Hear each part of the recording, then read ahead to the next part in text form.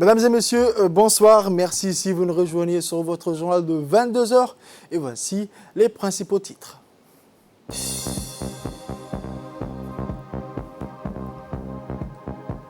Réunion de concertation de la société civile à Balbala.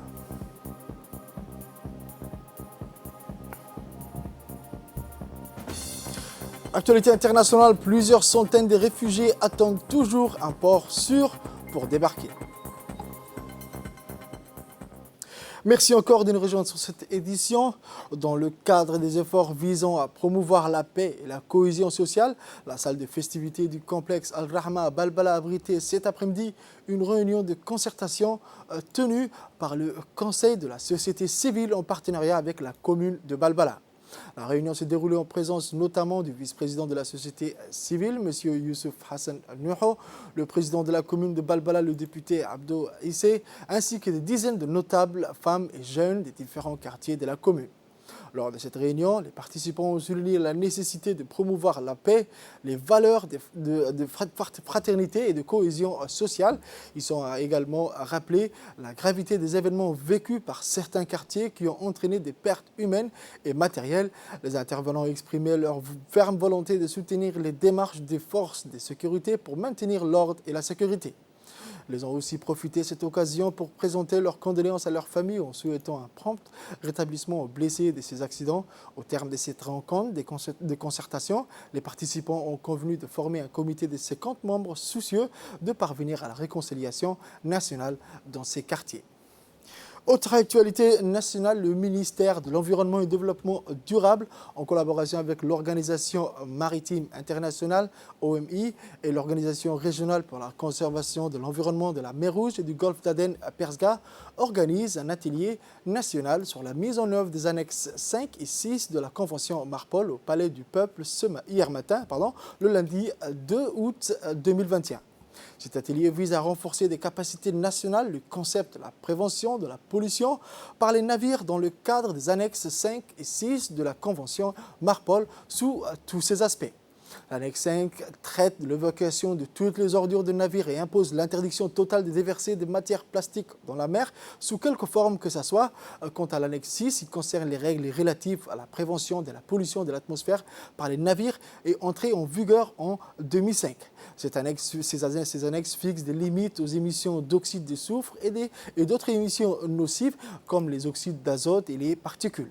L'atelier a été présidé par le secrétaire général du ministère, M. Dini Abdallah Omar, en présence de M. Aden Hassan Elmi, conseiller technique du ministère de l'Environnement et du Développement durable, M. Idriss Ismaël Lour, directeur par intérim de la direction de l'Environnement et du Développement durable, Dr Mahaboud Ahmed, représentant de l'organisation régionale pour la conservation de l'environnement de la mer Rouge et du golfe d'Aden, dit Persga. L'atelier a été animé par des consultants internationaux dépêchés par le Persga et par des experts nationaux. Dans ses propos, le secrétaire général du ministère, M. Dini Abdallah, a rappelé que la mer constitue aussi une source d'approvisionnement vitaux en sources halieutiques, minérales et fossiles et contribue de ce fait considérablement à la sécurité alimentaire et énergétique. Écoutons-le. Comme vous le savez, les mers et les océans sont essentiels pour le transport maritime. En effet, ils assurent plus de 90% du commerce mondial. De surcroît, la crise mondiale pandémique actuelle a fait ressortir l'importance des transports maritimes. Chaque année, plus de 20 000 navires, dont 10% des navires citernes pétroliers, transitent par le détroit de Bab el-Mandeb. La mer constitue aussi une source d'approvisionnement vitaux en ressources halieutiques, minérales et fossiles et contribue de ce fait considérablement à la sécurité alimentaire et énergétique. La mer est une régulatrice formidable de climat et elle abrite une importante biodiversité. De par sa proximité sur la route internationale maritime, la République de Djibouti est pleinement consciente des menaces de pollution marine et atmosphérique dues aux navires. Et à ce titre, la République de Djibouti a pleinement intégré la protection de l'environnement comme une priorité dans sa politique de développement national. En effet, le ministère de l'Environnement et du Développement durable ainsi que les administrations maritimes et portuaires nationales compétentes ont pris des mesures cohérentes pour mettre en œuvre la Convention Marpol ainsi que d'autres règles de facilitation du commerce maritime de l'OMI qui ont été concrétisées par la mise en place de services maritimes en ligne complets, y compris la gestion des déchets des navires. Mesdames et messieurs, le littoral de la République de Djibouti est caractérisé par des écosystèmes riches en récifs coralliens et mangroves situés dans les zones de côtières protégées telles que Kourangar, les îles Moucha et Maskali.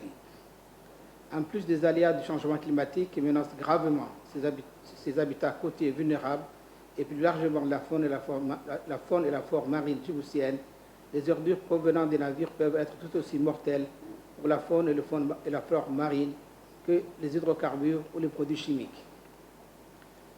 Au même titre, les émissions atmosphériques par les navires constituent aussi une forme de pollution qui produit un effet cumulé qui s'ajoute au problème de qualité de l'air. Elle affecte le milieu naturel, provoquant de graves pluies acides. Il me plaît de souligner ici que le ministère de l'Environnement et du Développement durable attache une importance particulière dans la préservation de notre environnement marin côtier. Depuis notre adhésion par SEGA en 1999, notre pays a bénéficié de la part de cette organisation d'un soutien varié et appréciable. Le soutien constant du PERSEGA a notamment contribué au renforcement des capacités des cadres djiboutiens. Il nous faut continuer cette coopération pour éduquer le public et renforcer les capacités du cadre des agences nationales concernées pour faire appliquer plus vigoureusement les règles telles que celles de l'annexe 1 et de l'annexe 5 et 6 de Marpol. Autre actualité nationale, les infrastructures portières de notre pays ont toutes les caractéristiques nécessaires qui lui permettent d'attirer les investisseurs internationaux. C'est du moins l'objet d'une conférence internationale sur les infrastructures qui se tiendra demain à Djibouti Palace Kempinski durant 2 jours. Une centaine d'experts venus du monde entier ont entamé ce matin une visite guidée dans les installations de la SGTD, du DMP et de la DIFT. Ainsi, la délégation a entamé à la SGTD leur visite où ils ont pu suivre un exposé de la part du directeur général de la SGTD, M. Abdoulaye Adawi Sigad, sur le terminal à conteneurs de Doralé, du quai jusqu'au service de railway. M. Sigad leur a accompagné cette délégation d'experts et d'investisseurs. Le directeur général, M. Abdoulaye Sigad, a éclairé de sa lanterne la délégation sur la mission du SGTD. Le directeur, M. Adawi, a clairement souligné que la SGTD est le terminal à conteneurs le plus moderne et avancé de l'Afrique de l'Est, leader du commerce régional et de la chaîne d'approvisionnement. La délégation a ensuite visité le DMP ou le port polyvalent de Doralé où la délégation a été accueillie par Bon Abdurrahman, Deputy Commercial Chief. Cette dernière leur a fourni les potentiels de ce port polyvalent, fleuron de l'économie nationale. Ce port a toutes les caractéristiques de faire de Djibouti un hub logistique de la région.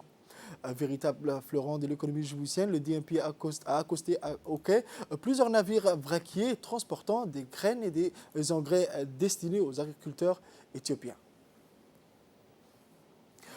Pour clore cette journée, la délégation a visité la nouvelle zone franche internationale de Djibouti, au Djibouti International Tower, 6 au PK 23 et à proximité du DIFT, où ils ont pu constater des visuels et avancées remarquables réalisées dans le développement portière et des zones franches.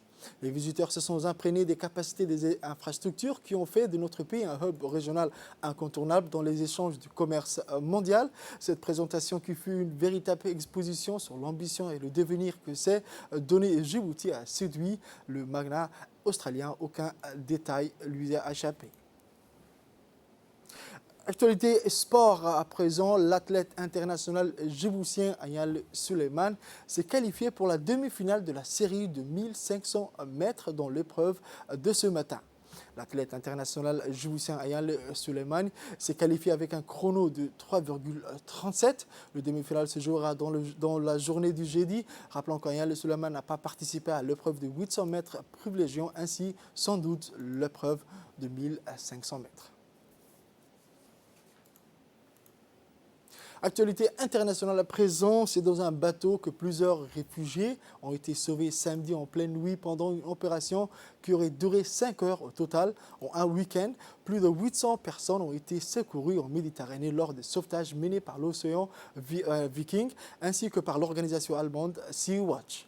Mais depuis comme après chaque sauvetage, les ONG doivent attendre l'attribution d'un port sûr pour les autorités maritimes pour débarquer, bloqués en mer parfois pendant plusieurs jours avec plus de 500 personnes à bord de l'un des navires de secours. La situation est intenable avec la chaleur ou le mal de mer, certains s'évanouissent sur le pont. Mais alors que les autorités ont été contactées, la Tunisie et la Libye n'ont pas répondu, tandis que Malte a donné une réponse négative. Autre actualité internationale, près d'un an après l'explosion dévastatrice à Beyrouth, des zones d'ombre subsistent alors que le drame du 4 août 2020 a fait plus de 200 morts et rasé des quartiers entiers de la capitale libanaise. Aucun responsable n'a encore été traduit en justice. La déflagration a été causée par plus de 2000 tonnes de nitrate d'ammonium abandonnées dans un port sans mesure de précaution. Après avoir rejeté une enquête internationale, les autorités ont dessaisi de ses fonctions le premier juge chargé d'enquêter sur l'affaire. Son remplaçant fait également face à des obstructions dans le refus du Parlement de lever l'immunité de certains de ses membres soupçonnés d'implication dans l'explosion. C'est tout pour cette édition de 22h. Merci de nous avoir suivis et restez avec nous pour la suite du programme.